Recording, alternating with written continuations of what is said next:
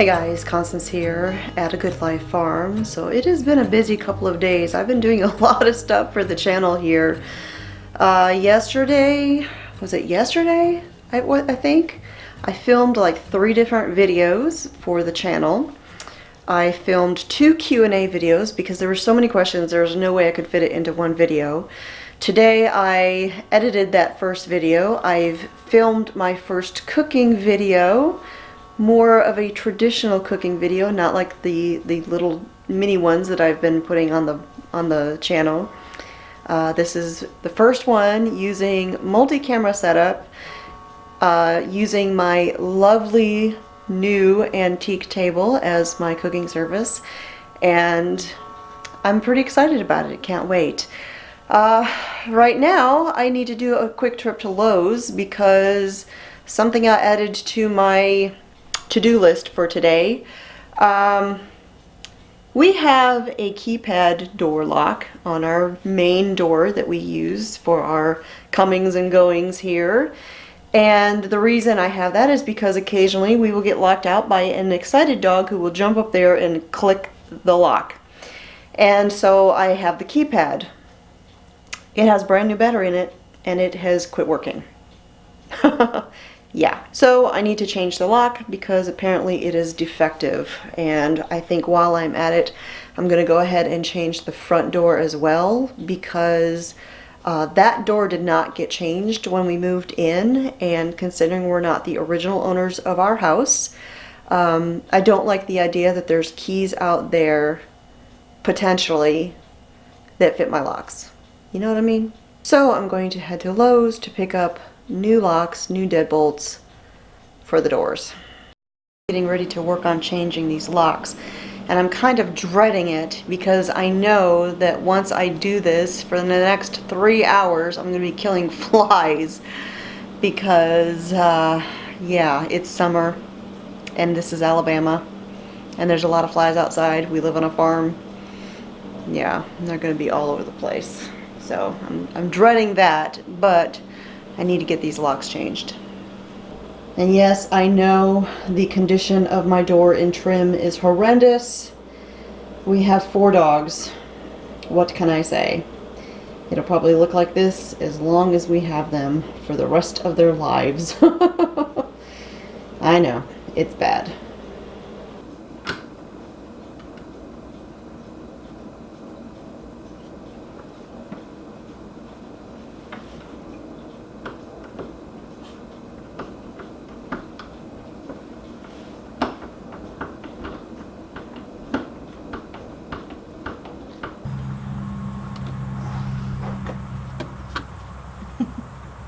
Hi, Stumper. You don't want to come in here, baby. There's doggies everywhere.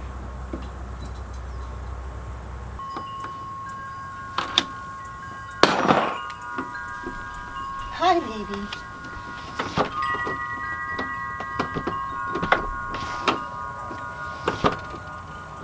There we go. Hi, Stumper.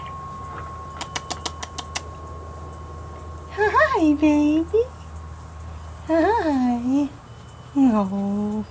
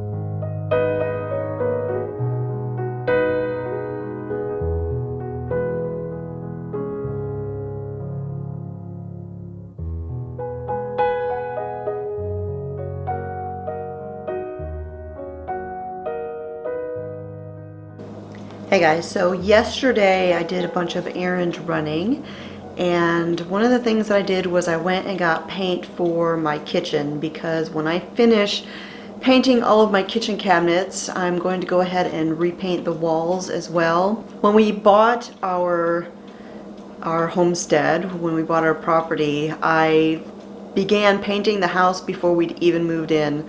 The day I got the keys, I went and had all the utilities turned on, and then I went and bought paint because our entire house was basically beige, which is fine.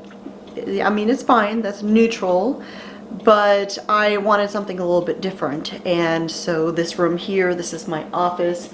I painted the room a very pale ice blue, which I know in the video here it shows up as being kind of a brighter blue, but it's actually very pale. That's just kind of in a shadow there.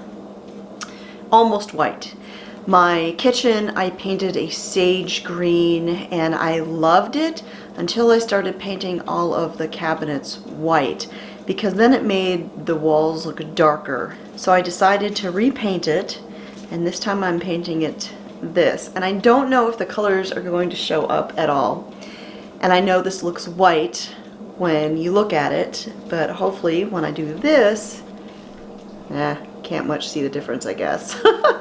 Well, I guess you'll just have to trust me. Maybe I can shadow it a little bit and get the contrast. This is the color of my kitchen cabinets. It's ultra white. This is when I'm painting the cabinets, this is when I'm painting my doors, my trim, all of that. This is the color of the walls, what they're going to be. And it's a very pale, very subtle green called Ivy Shadow. So when you put it against the white, you can see the contrast. I think there you can kind of see it a little bit. But this is what I'm going to be doing. So the to-do list for my kitchen, and this is why I'm kind of stepping back a little bit or scaling down what I'm going to be doing for the fall garden. I need to finish painting the cabinets. I need to paint the walls. Then I need to do the ceiling, the faux shiplap that I was telling you about that I'm going to do. And then once I get all of that done, I'm going to replace the main light that is over on the ceiling, and then the light over the kitchen. And that is where I come to the antique haul that I absolutely teased you guys about the other day. So let me go grab what I bought.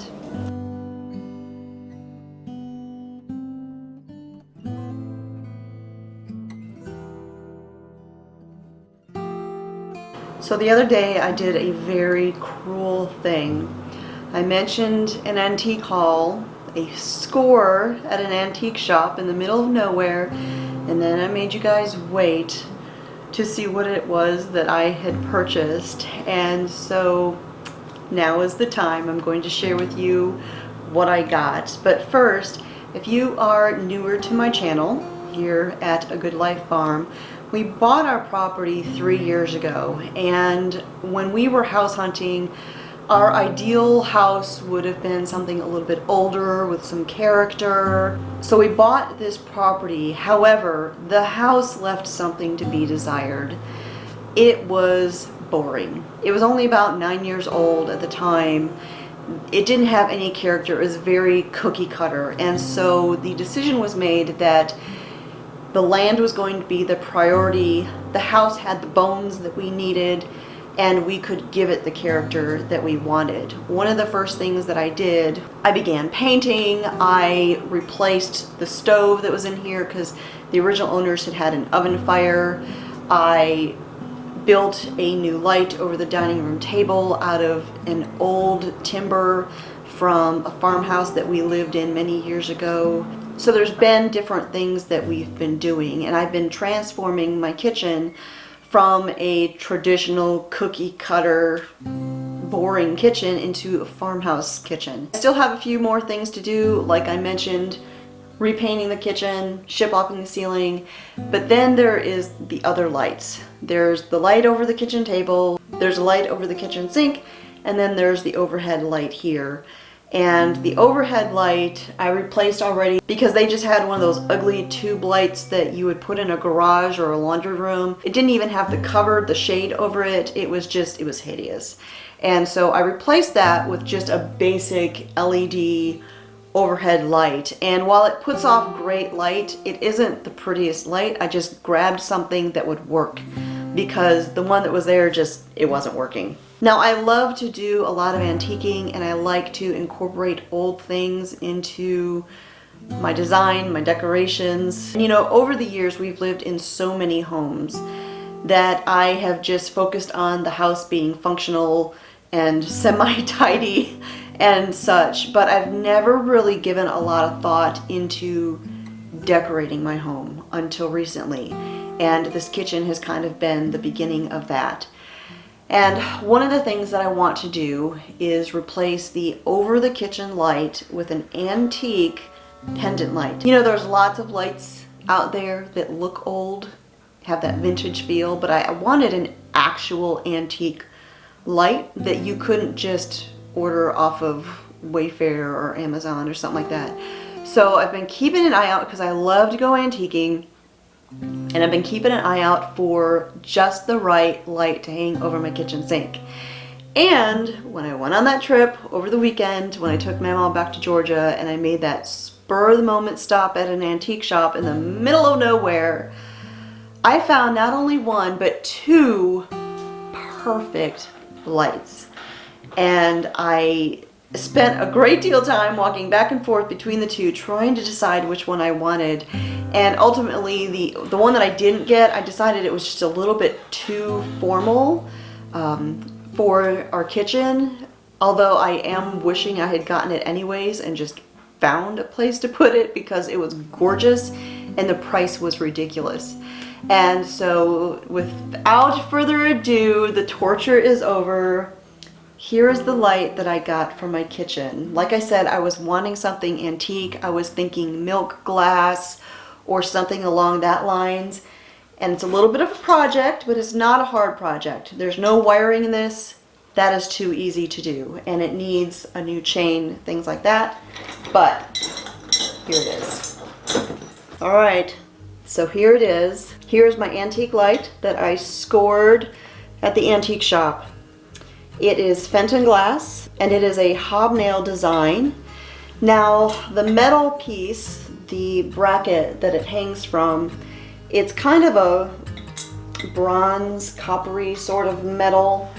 It doesn't really match what I have in my kitchen, but this can come off, and I can take this piece off, and I'm thinking I will probably end up painting it black to match the rest of the metal in my kitchen, because I've got cast iron handles on my cabinets. I've got cast iron touches here and there on the walls, and so I'm thinking I will probably paint this black as well. I'm not 100%. I might just leave it as it is. I'll just have to see what it looks like after I clean it up, but I am in love. I love this. When I saw it, immediately my heart leaped, and I knew that this was the perfect light to hang over my kitchen sink. So then the final touch in this kitchen will be that light overhead. I have a couple of ideas of what I could maybe put up there. It needs to be understated because I don't want to draw away from the rest of the kitchen. I'm already going to have a very, you know, eye-catching light over the sink, and then I have the one over the kitchen table. So I don't want it to be too showy because I think it'll take away from those. So that is it. That is my little antique haul. I was really excited to find that, and I really can't wait to get my kitchen finished, you guys. It's coming along, and you know, I saw that picture that's still shot from the video the other day when Mama was getting ready to leave. We were packing things up, and it was just kind of a view of my kitchen, and I was like, oh, I love my kitchen. It's coming along so well. We're getting there. There's still more to do, but gosh, it's come so far already. So that is it for today, you guys. Thanks for watching. I hope you enjoyed this video. If you're new to my channel, my name is Constance, and we have named our homestead A Good Life Farm. I do generally 3 videos a week on homesteading, home cooking, and back to basics, and I throw some extras in here and there as well. So if you're not already subscribed, be sure to hit that subscribe button and ring the bell for notifications for when there's something new. So thanks for watching, you guys. I will talk to you all next time.